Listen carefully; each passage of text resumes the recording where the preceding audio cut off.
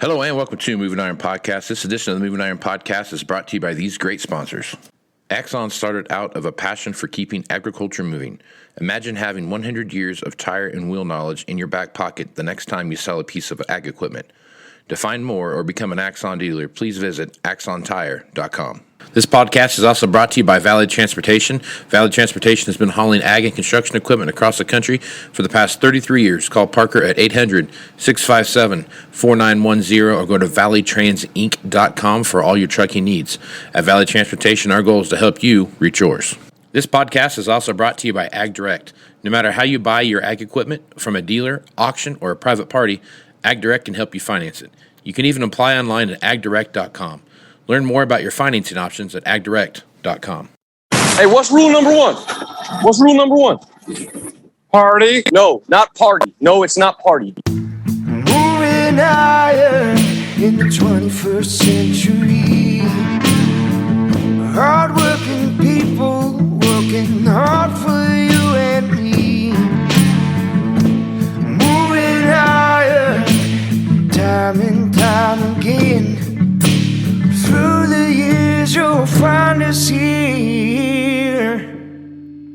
Moving higher. Hello and welcome to Moving Iron Podcast, Boots on the Ground number 4. This edition of the Moving Iron Podcast is brought to you by Axon Tire, helping dealers move more iron for the past 100 years. For more information, go to axontire.com. Aaron. Yes, sir. How about a nice piece of cold steel in your pocket? Oh, absolutely. Well, then send them an email to marketing at axontire.com and they'll send you a free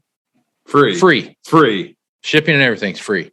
$0. $0, right? $0. Send an email to marketing at axontire.com and you will get a really cool Alliance branded pocket knife.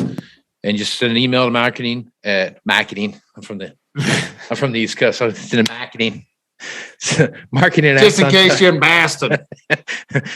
Get in the bar. Marketing at axontire.com and they'll send you what you want so bad as that nice pocket knife. Is that so? That's an Alliance Tire branded pocket knife. Is that an R1 pocket knife or an R2? I think it's more R3. Oh, what they're looking for there. Nice. So, Multi-purpose. You can do a lot of different stuff with it. Maybe an R4. Yep. Yeah, it could be. Little bite, but easy on the grass. That's right. Low vibratory. Ooh, you know what I mean? Damn. You like them apples. That is heavy. Right. There we go. All right. So want that pocket knife, go to marketing@axontire.com and you get yourself a sweet deal there. Just send your details to them and they will ship it out to you. Valley Transportation has been hauling ag and construction equipment across the country for the past 33 years. Call Parker at 800-657-4910 or go to valleytransinc.com for all your trucking needs of Valley Transportation. Our goal is to help you reach yours. And no matter how you buy equipment from a dealer, auction, or a private party, Ag Direct can help you finance. You can even apply online at agdirect.com. For more information, go to agdirect.com and you get all your financing options there. So, Aaron, how you been this week, man? I have been fantastical. Have you?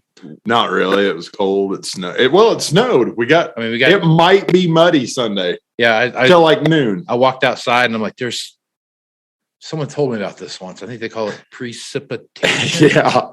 Is this what moisture is? Yeah. So we got a little moisture here, got a little snow on the ground, and we have supposedly we got a big warm front coming through, but for a day, 2 days, and then it drops off pretty quick, and then we should have another round of this again. It sounds like we had a nice April in January and February. We really did. Yeah. So I'm glad January showed up in March. The cool thing about the Panhandle is it goes summer, spring, winter, fall. You know what I mean? Right. These kind of things are kind of backwards, but early fall, middle of winter, summer. Exactly. That's exactly right. That is exactly right. And that's all March 1st to April 15th. Yeah. So you get a lot of fun stuff that way. Yeah. Flip side of that is now that we've got this going into planting season, we got to get some field work done. We got to get a few things done. Knock on wood, we get a little more of the snow into March, and hopefully by April we got an opportunity to really. Let's hope she's coming. Yeah, the 2-footer, buddy. We need one of those. We need the 2-footer. We need one of those. I think the first year that I moved back out here in the month of April. 17. I think it was April. So it would have been April 18. Yeah, it was April. Yeah, and it snowed every Sunday in April. Yes, correct. 6 inches of slush. Because we talked about it on the cast. Yeah, that's so good times, good things to think about there. So That was a really wet year. it really was. That really was. 20 and 21 were not. Not so much. No. Not so much. So we have a really cool guest here with us, and Tim is a listener of the show, and he reached out to us from Australia. He's from the land down under, And what Tim does really nicely is that he feeds me my lottery tickets numbers because he's a day ahead of us. So I got all these lottery tickets. I get these numbers, and then he sends them to me. So Tim, how you doing, man? Yeah, good. Thanks, Casey and Aaron. How are you guys? Good. Happy Saturday in the future. Yeah. So what's Saturday like? It's a little cool down here. Is it? Which is which is unseasonable for this time of year. It should be a good day. It's a Saturday. Right on. So Australia, totally different time frame here. It's winter time here, so it's springtime, going into springtime, or actually going into summertime in Australia. And so I guess talk a little bit about we're going into fall. Oh, fall. Yeah, fall. we're going into fall. I can't even get it. You flush the toilet, it goes backwards. Everything's different, man. I'm so screwed up. Well, that's because we're kind of almost spring here, That's right. but everything's white outside. So Yeah, that's true. So there's that. So Tim reached out to us and he said, "Hey, you know what, man? I got this great idea that I'd love to talk to you guys about what we're doing in Australia." And I was like, "Man, that'd be awesome." And this actually plays out pretty well to what we're going to talk about this week. So Tim, talk a little bit about yourself, a little bit about the dealership you work for, and a little bit about your background and how you got to where you're at. So thanks, Casey. I've been involved in agriculture all my life. Grew up on a family farm. I studied agriculture at university. Spent a lot of years driving tractors, worked in the cotton industry in Australia. And I actually spent some time in the US working for a custom harvester, worked for Wrights out of Sydney and Bridgeport. And then I came back and got involved in sales in farm equipment. So I worked for a John Deere dealer down south by the name of Hutchin & Pierce. I spent 3 years with those guys, and then I moved up to where I am now. I worked for a company called Chesterfield Australia, which is located in Dubbo. Now, Dubbo is about 400 k's west of Sydney, and in this area we have a lot of dry land and dryland cereal crops, as well as irrigated cotton further west of here. Worked for an auction company for about 2.5 years, and whilst I enjoyed it, the ag was just too strong, and I now am sales manager for Case IH dealership, which by the name of Three Rivers Machinery. We have 3 stores, one in Narromine, one in Warren, and one in Gilgandra. And we cover quite a diverse range of crops, being dryland cereals, irrigated cotton, when we do have the water. So, yeah. Cool. All right. So geographically, like you talked to where you're at from Sydney. So talk a little bit about the landscape where you're at. Are you in an area that is drier, dry, kind of arid type of climate? Or are you in a place that gets lots of rain? Talk a little bit about that. So we're in an area that we'd call it temperate. Yes, we get cold winds. It doesn't snow where we are. About 150 k's or 75 miles east of here, it does snow, but doesn't snow for long. Where we are, and we have very hot summers, so it's nothing to be well over 100 for weeks on end during our summers, and our winters would be probably in the 40s. That would be about as cold as it gets. So Tremendous. How do you handle that? We have good air conditioning systems. So yeah. So yeah, what we call cold is nothing to what you guys call cold.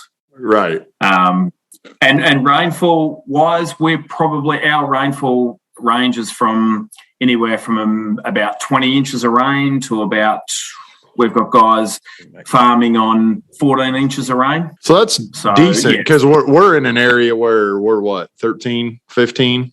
I mean, yeah, for supposedly if we turn on the garden hose, right? Yeah. What we're supposed to get, right? Yeah, I think we average somewhere between I think it's 13 to 18 inches or something like that. I think like the valley might be like 17. I know up here we're 13, and good luck. Yeah. I guess do you count snow in that? Yeah, that's annual precipitation. That's watering your lawn. Yeah, okay. Okay. Yeah. Okay. So you're a lot drier than I thought you guys would have been. Yep. Yeah. So we live in that area where we're heavily dependent upon pivot irrigation, flood irrigation. We have some subsurface drip irrigation that's made its way into the area. But if you're a dryland farmer and out here in this neck of the woods, you are definitely you're at the whim of Mother Nature. There's times where you can go out and they'll get 50 bushel corn, and but the next year we get a lot of rain, and you might get 150 bushel corn. Right. So it just totally depends on the weather. So talk a little bit about the crops in your area and what that looks like. So the crops that we grow in this area, our predominant crop is wheat. So we grow wheat, oats, barley, they're canola. We grow a lot of canola down here again, seasonal. Hey Tim, what kind of wheat do you guys grow down there? We would grow what comparable to yours. We would grow a spring wheat. Okay. We don't have any red wheats down here. All our wheats, whilst we call them winter wheats, they're actually a spring wheat, and they're a white wheat. Yep. Okay. So a lot of our wheats are very high, again, depending on the season, but high protein wheats. So, and it's got a lot to do with our dry finish. Right. Cotton, we grow a lot of cotton. We're sort of midway. We're one of the middle valleys, and our cotton is predominantly flood irrigated. Gotcha. So we do have some guys working on sub drip irrigation, but not many. And I think it's got a lot to do with the cost to set that up. Right. Yeah. It's very expensive to set that up. So it's definitely a pretty expensive thing to do. Yeah. Yeah, and you can be then sort of locked into that. Yeah, right. So, that's a big investment. You don't just walk away from. You got to try to make it work. So make it pay. That's right. Yeah, the guys that are doing it very successful at doing it. They punch out some good yields. So our dryland or our and very, very rarely do we do any dryland cotton. It's just it'd be one in 6 or 8 years that you would even contemplate doing a dryland cotton crop in this area. Yields of cotton, we will go anywhere from 10 bales up to 13, 14 bales a hectare. Okay. So it's quite a yielding, a high yielding crop, and they've come a long way in the last 10 years.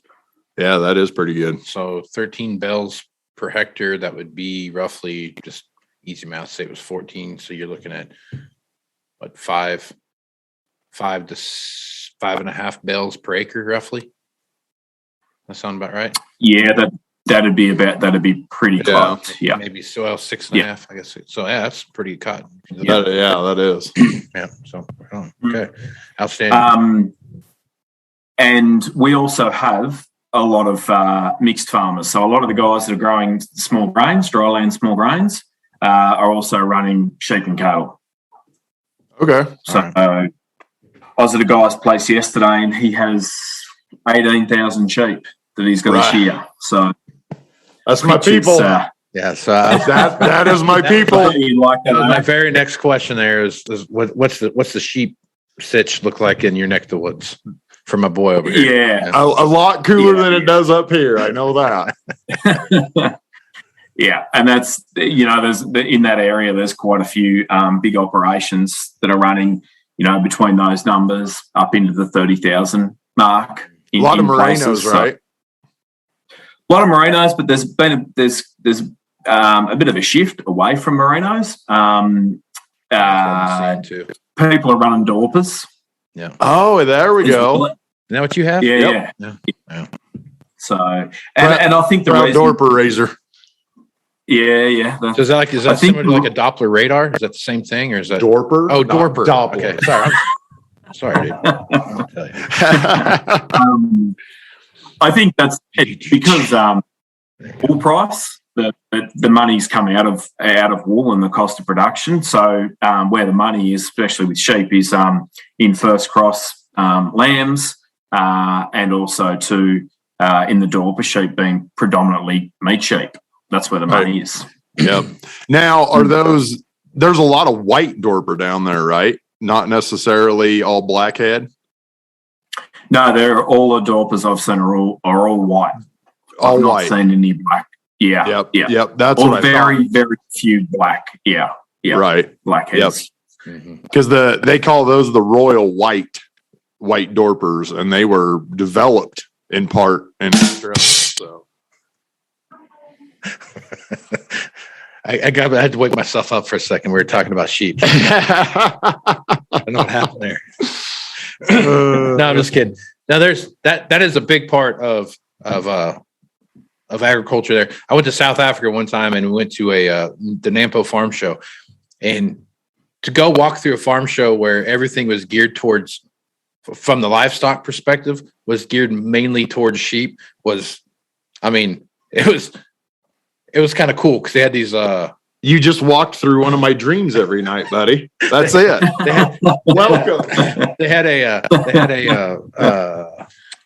what was it, like a stock trailer that that double deck trailer. Yeah, you sent me pictures. I'm like, look at this thing, dude. You put like sheep down here, you got sheep on the top, you got sheep everywhere, and it was a very neat deal. But it was coming from the United States and setting into where if you go to a farm show and you see like a booth centered around sheep, you're like, lucky. Whoa, what is this?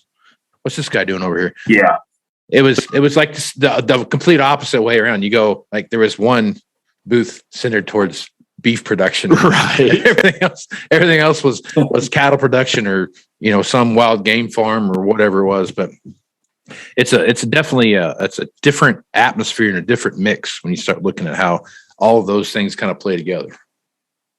Yeah, it is, and I think that's what gets us through, because we live in what we call a dry climate.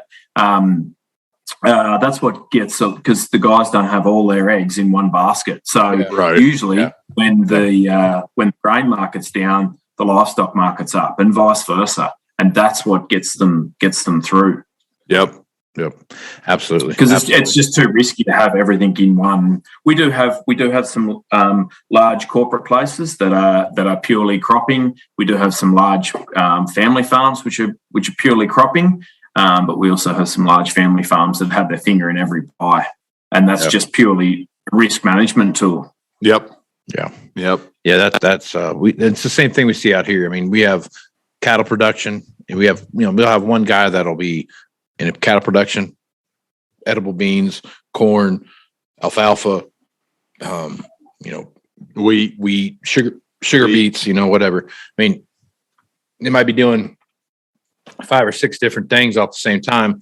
And, it goes back to that risk management plan that you've got and what that looks like. And obviously, if you're all in one place, some guys are really vertically integrated too, when you start looking at a feedlot operation and they're growing their corn and what have you to be more of that. I'm really raising corn to feed the cows that I'm really raising. That's kind of what we see happen. Well, and you used to have in the U.S., every farm had some livestock. Yep. Back in even to the 70s, 80s, everybody had some hogs. They had some cows. They farmed. They had a little bit of everything. And nowadays, you got livestock guys, you got crop guys, and you got a small margin in the middle that does both. Right on. Yeah. All right.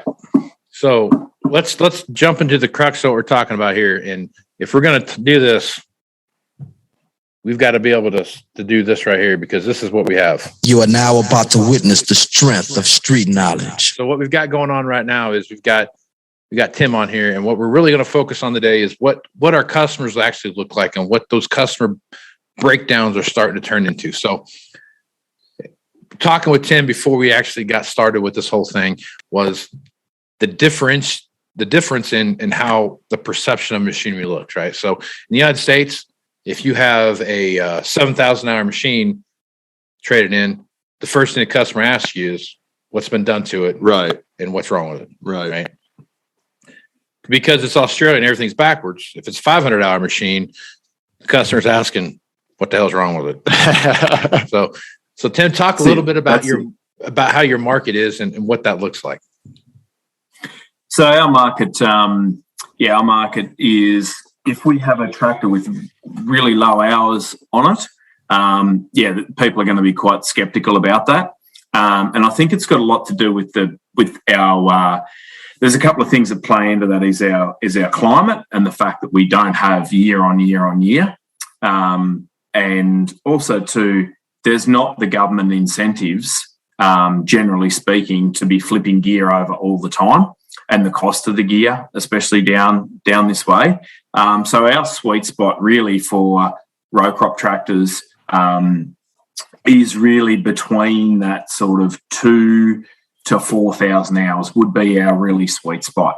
People aren't going to ask too many questions about what it is, because that's about where people trade them. Like I said earlier before, if we had a tractor with under 500 hours, people would be very skeptical about what's going on with it, what's wrong with it. So, and then when we roll into the four-wheel drive tractors, and we see quite a few out this way, they're anywhere from sort of 3,000 to 6,000-7,000. We can also, we've seen them into 7,000 hour mark, with not too many dramas at all.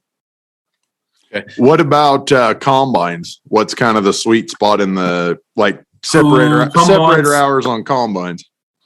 Yeah, combines is really anywhere from 500 to 1,000 hours with separator hours.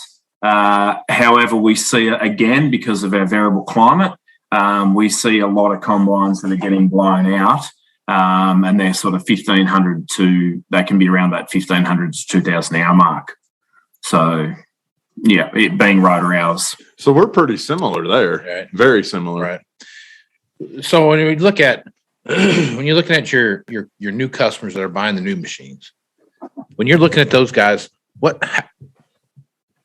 how many hours a year on a average operation? How many hours a year on a combine, on a tractor?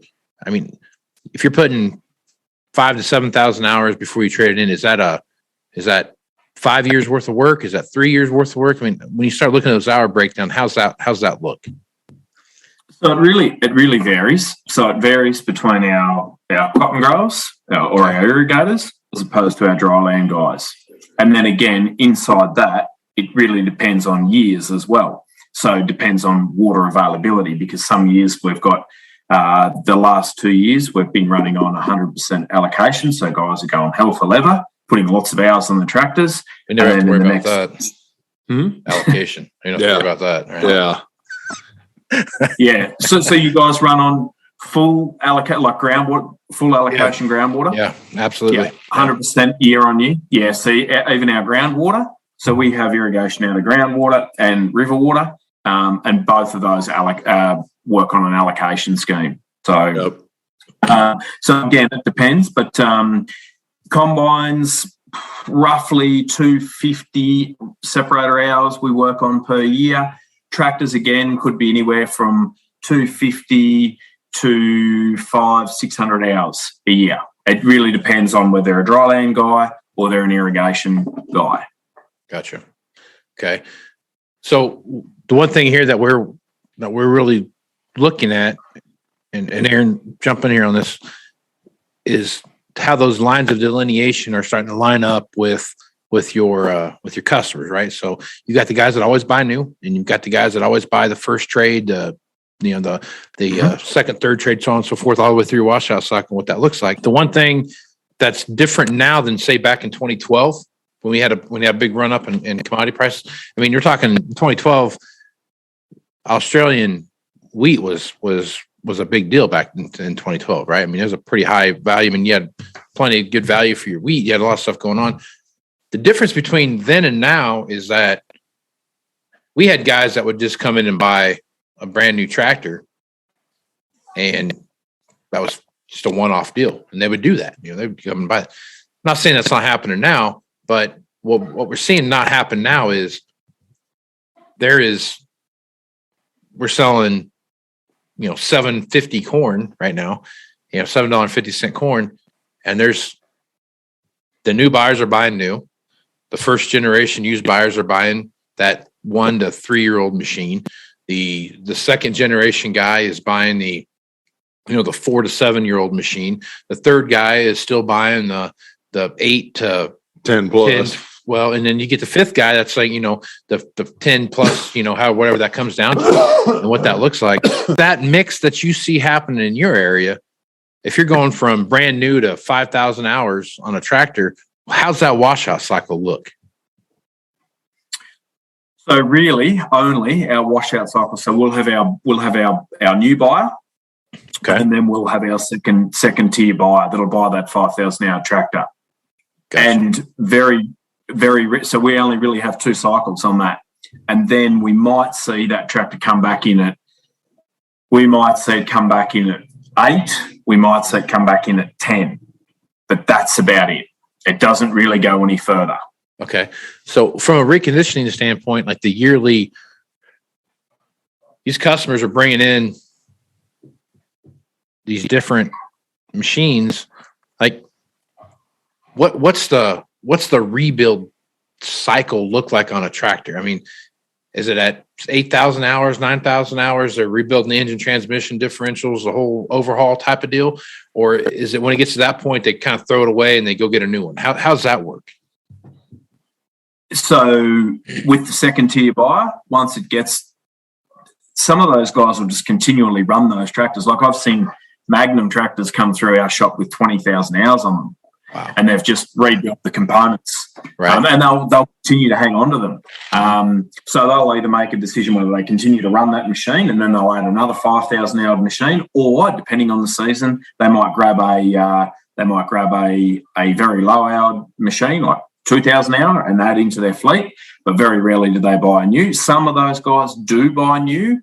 Again, it depends on the government incentives and also to the interest rates at what we can. That plays a big part on it, and that sometimes converts some of those traditional tier 2 buyers into becoming a tier 1 buyer. Gotcha. So when the guy that buys that 5,000 hour tractor, Tim, he just doesn't trade? Again, it just depends. Some of them will trade, and that's when you'll start to see them come in at sort of around about that 8,000 hour mark, 8, 9, to even 10,000 hour mark. And obviously they're priced accordingly. As a dealer, we might encourage them to sell it privately, which there is a market for those sorts of things, as a second, third, fourth tractor for someone, or we'll put it through auction. Gotcha. Okay, that was my next question, and you beat me to a good segue. Auction. What does the auction market look like in Australia? So the auction market is nowhere near as strong as what it is in the US. We don't have that wholesaling market that you guys talk about. We don't really have that just because our market is not big enough and we don't have the volume of customers. It's very sporadic. So, of everything that comes to Australia, whether it's John Deere, Case IH, New Holland, the big brands, we only account for 4% of their world market of equipment. So we're really a small player. We're big in area. We're really a small player when you're talking numbers. Gotcha. Okay. So the ag auction market is starting to emerge. We're starting to see dealers that are using auction houses. In Australia, we've got access. We've got Ritchie Brothers. Some guys use Ritchie Brothers. We've got We've got Pickles, which is a big family-owned auction company in Australia. It's in every state. And we've got the Mannheim, which is, I think it's a branch of Cox Auto. And then we've also got a lot of our stock and station agents who look after livestock and those sorts of things. They'll actually do online clearing sales and things like that because they have the relationship with those customers firsthand. Huh, that's cool. That's pretty cool. So like here we've got what we call a quote unquote hobby farmer, and that person is the guy that or gal that they've got they might have, they got a smaller operation. And when I mean smaller, like they've got 100 acres, maybe 500 or 600 acres that they under farm. 5 for sure. Yeah. And they've got the job in town still, they've got 50 to 150, maybe 200 cows, something like that, where they kind of monitor those kind of things. Is there a market like that where you have that secondary, buyer, but they also have an off-farm job that makes enough money to allow them to support the hobby? To support the hobby. Is there? Yeah, look, we do like that. Does that happen? Yeah, we do, and that's an emerging market, especially in the town where I live, Dubbo. Dubbo has about 35,000 people. So we call it a city. It's not a big city compared to you guys, and it is. So we draw a lot of people come to Dubbo. Dubbo is like a hub west of here. The next major town would be Broken Hill, which everybody knows where Broken Hill is. It's about 800 k's west of Dubbo. So we draw a lot of people into Dubbo to come and do their business. So it's become, we've got all the banking, all the legal, all the accountants. There's a few ag dealerships. There's chemical supply companies, all based in Dubbo. You're kind of a big hub there for a big region. It is, and we've also got a regional sale yard here in Dubbo, which draws livestock from as far away as the Queensland border. So there's a lot of people. Dubbo's becoming a growing place, and as it grows, we're getting those fringe or the hobby farmers that are working in ag but want to be doing ag on the weekends. Right. So yes, we do have that. That is an emerging market, and in the last probably, I would say, the last 5 to 8 years, we've seen a big push in compact tractors, what we call compact tractors, from obviously ourselves, Case IH, and also to the John Deere dealer. So, yeah. Yeah. So put that in perspective, what he's talking about, it'd be like he lives in Lincoln and then Scotts Bluff is the next place. Right. Yeah, exactly. I mean, that's a long ways. And his town probably more than a tank of gas to make that run. Yeah, and his town's smaller than Grand Island. Right. So that's it, man. That's crazy. That's absolutely nuts. There is a few towns between, but they're not by any means major towns. So right. Yeah. Right. Yeah. That would be wow. If you're from Kansas, that'd be like going from like Wichita to Sharon Springs. Oh, we're probably further than that. Well, Sharon, Kansas. I always get those two messed up. Sharon Springs is not that far away. Sharon, Kansas is on the other side. Liberal. It'd be like going to Liberal. There you go.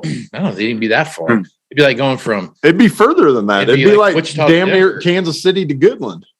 Yes. Yeah. Wichita to Denver. That'd be right. That'd be a similar thing. Yeah. Mm-hmm. Yeah, that'd be about right now that I got my Kansas geography that jacked up. I apologize to all my Kansas listeners. All three of them. God bless. They are pissed. All right. So, future-wise, let's talk about that a little bit, right? We got all this technology coming in and all those things that are playing into how things are rolling through and all that kind of stuff. As you look at your customer base right now, how's technology playing into? Is that going to speed up this? I need to trade my 5,000-hour tractor earlier now, so I get some more technology, or do I just need to get more tractors? I mean, how's that playing into this whole conversation? So Australia has always been really early adapters to technology. So back when auto steer was first came, Australia really adapted quite well to that, and it was to do with our access to labour, because we don't have so many people working here, and also too, it's about, because I guess our soils are so poor and we only have so much of the farming country that we have, we're trying to drive squeeze every last bit out of it that we possibly can and be as effective as what we can. So, yeah, Australian farmers have always been very early adapters of anything that's going to save them money or make them more efficient. And I think you're right. I think as the technology and that part of tractors is just moving so quickly compared to what it did 10 years ago. Every new model update and every new software update, it's just like, you need specialists in your dealership to be looking after that side of things. It's one thing to sell the metal, but to be able to keep up and sell the technology that enhances that metal is another thing. And I think as time goes on, we're going to see people they're going to come accustomed to that technology, and it's going to be like auto steer. Like when the auto steer is not working in a tractor, it's like machine down. We can't do anything. You've got a steering wheel that you can drive with. Yeah, exactly. Yeah. We're going to get to that. I think we're going to get to that stage. And it's interesting because I just don't know how this driverless tractor is going to play out and when we're going to see those things, because obviously Deere's got a machine, Case IH has got a concept machine as well. It's going to be very interesting to see how it'll be interesting to see how Case's relationship with Raven plays out, right? Yes. So they've got that Smart Ag, Smart Ag's part of Raven now. They got the DOT tractor that's truly autonomous, like 100% robot. And in an area, especially like in Australia, where these wide open spaces where they can just kind of go and run, it will definitely be interesting to see how that. And you mentioned it earlier, same here as in the US. It is totally so labor availability driven marketplace, right? That's one thing I've said. I don't know if I've actually said this podcast or not, but the biggest reason why I think agriculture is such a leading edge when it comes to technology is that there's less and less people coming into the marketplace, labor wise. Oh, absolutely. That's right. They have to come up with. I mean, you start looking at like high value crops, vegetables and fruits and those kind of things. They're kind of leading the way in, electrified tractors, autonomous this. Yep. Lots of robotics. I mean, a lot of robotics fall into that mix. Are you seeing something similar to that? I mean, if you get closer to the coast where you have more temperate climates, where you have maybe a more of a year-round growing cycle and those kind of things, are you seeing more of that kind of stuff pop up? Yeah, we do. Yeah, that's right. Especially in those high-intensive crops.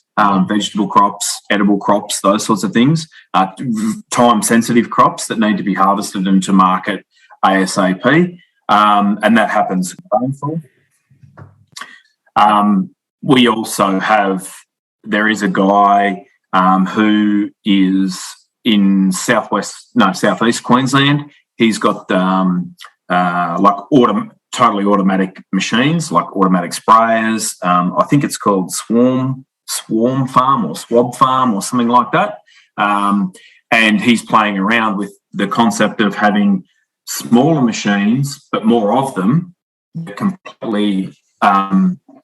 completely automatic. Right. So it's just a matter of shifting those machines, because our mindset at the moment is to go, especially the areas that we have, is bigger. So one guy can do what 5 guys used to do. But this guy's theory is, let's have lots of small ones. Mm-hmm. And we can still get because we're not tying anybody up, because they're completely autonomous vehicles. Right. Yeah. So, and that was designed completely from the ground up here in Australia. So, which is pretty awesome. That is awesome, because Casey talks about that quite a bit.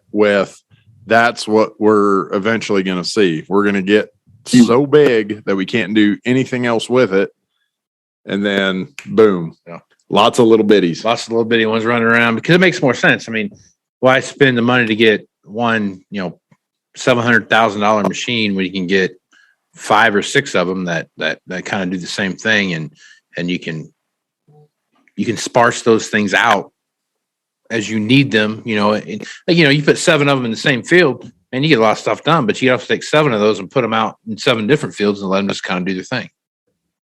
So, yeah, that's right. Yeah. See, yep. And I like the video of that 240-foot air seeder running in Australia with the 2 tractors pulling it. That's more my style. With the tree right in the middle of it. One tree. I do like that, but it is a nightmare to shift that stuff around, and especially trees. Trees are a big thing, and our government doesn't really like us removing trees. So, can you imagine turning that thing around trees? Yeah. When I saw that tractor, the two tractors pulling one implement, I thought obviously one has to be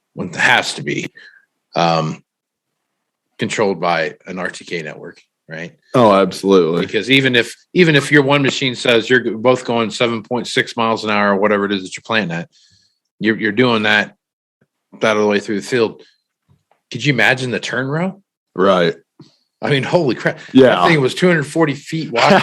And you're turning that stupid thing around. I mean, that means every row unit, that row unit on the other end is going like 72 miles. Oh, yeah. Well, not only that, but when you're sitting here at the steering wheel and you're that far off your mark. Oh, yeah. You translate that 120 feet that direction, and it's way off. Way off. That's it. Yeah. And so, the guys, so that's not that far, what I would say not far from here in Dubbo. That operation's probably 400 or 500 Ks from here, which I wouldn't call that far away.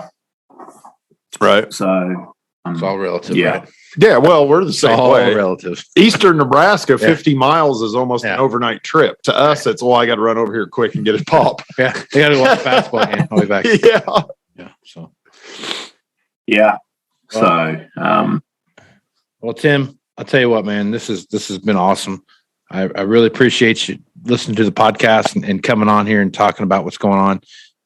If folks want to reach out to you, Tim, and get more information about what it is that you're doing in Australia, or just pick your brain about what's going on, what's the best way to do that? The best way to do that's probably by email. My best email is tim@3rm.com.au. Right on, man. Well, Tim Short, man, it's awesome, dude. I'm glad you listened. About to have you back on again sometime. Absolutely. What's going on? And when you get to your we'll have a little check-in down under. Yeah, that's right. We'll have to have you on more often just to see what's going on in Australia. So, Tim, appreciate you being on the podcast, man. Yeah, thanks, Casey. Thanks, Aaron. It's always a pleasure to talk to you guys, and I love hearing about what's happening in North America as well. So thanks, guys, and I look forward to coming back.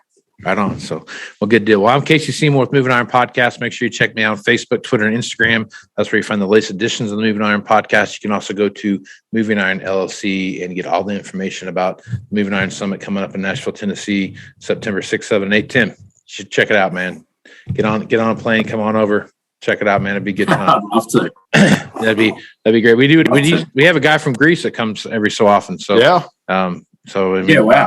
So you should check that out, man. But if you're interested in doing that, go to the website and all the information is there. If you need more information, send me an email at MovingIronPodcast at MovingIronPodcast.com, and I will send you all the information you need. Aaron, best way to get a hold of you is? Pretty active on the Twitterverse at @AARonFintel. I'm also on Facebook.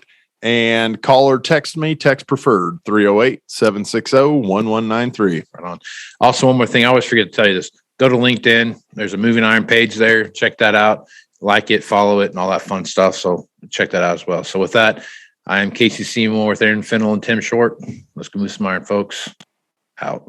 Axon Tire is going to have more tips, tricks, and client advice throughout the year and in September at the Moving Iron Summit in Nashville. If you're looking to sign up for the event, please head over to MovingIronLLC.com. We hope to see you there. Valley Transportation has been hauling ag and construction equipment across the country for the past 33 years.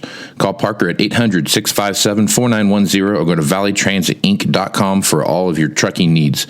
At Valley Transportation, our goal is to help you reach yours.